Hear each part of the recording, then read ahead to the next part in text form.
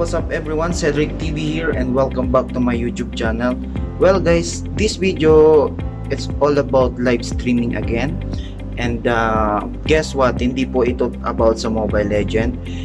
About po ito sa Call of Duty Mobile. Well guys, so medyo alam ko medyo late na ako kasi medyo late siya release dito sa Riyadh.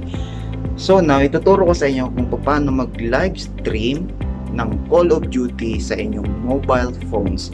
Yeah, that's right. Kagaya lang to ng step ng Mobile Legend na iba lang tayo ng laro. So guys, kung bago kayo dito, consider subscribing. So wag na natin patagalin to.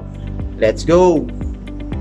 So guys, para makapaglaro kayo ng Call of Duty Mobile at makapag-live stream, syempre kailangan nyo i-download yung Call of Duty application sa inyong galing sa inyong Play Store, sa inyong App Store.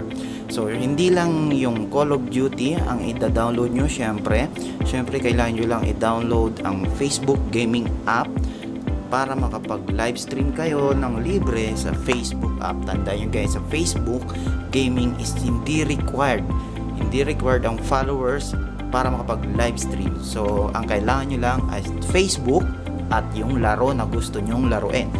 So now, open tayo para makapaglaro. Kung na-download nyo ng Facebook Gaming at Call of Duty, open nyo lang yung Facebook Gaming. Ayan guys. So, welcome to Facebook Gaming. Para makapag-live stream ng Call of Duty, click the Go Live icon, Go Live, and choose the game that you want to play. So, click natin Call of Duty.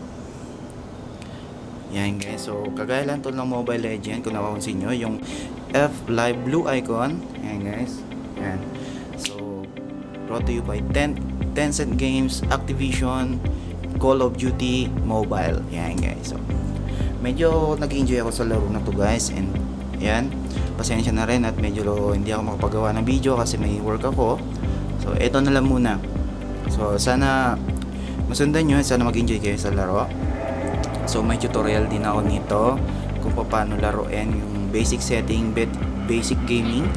And so naglaro din ako ng kaunti. So sana mag-enjoy kayo. Ayan guys, so loading scene. Hindi pa tayo live stream yan guys ha. Tingnan, pag blue yung live icon, hindi pa tayo live stream yan. So para makapag live stream, click the F live icon. Ayan guys, so basic lang.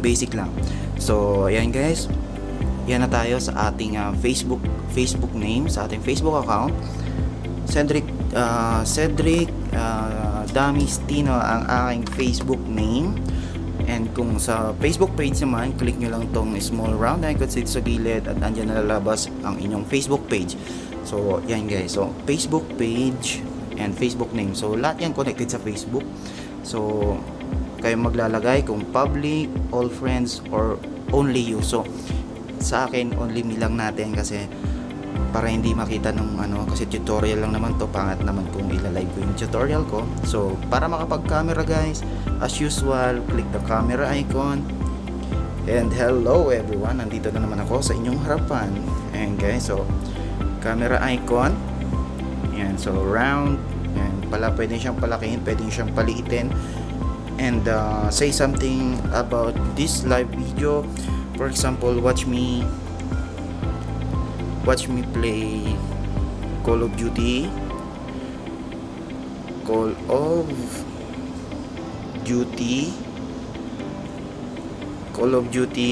Mobile. Ayan guys, done. So kung gusto nyong naririnig kayo guys, syempre kailangan nyo click yung microphone and syempre yung live icon. So yan guys, so as usual, kagaya ng dati, pag live stream ko to, hindi na naman to gagana guys. So maglalagay na lang ako ng clips ng aking laro. Pero hindi ako maglalagay ng camera. So yan, so kasi pag live ko to guys, as usual, may end na naman yung tutorial kasi nagre-record ako at the same time, tapos magla-live stream tayo, so hindi siya gagana talaga. Ayan guys, kung napapansin nyo, ayan yung pagmumukha ko, pwede siyang palitin, pwede siyang palakihin, palitin. And sa microphone naman, kayo nang bahala kung gusto nyo naririnig kayo or what. Ayan, so guys, so yan, napakadali lang, di ba? So Sana mag-enjoy kayo, sana magustuhan nyo yung laro.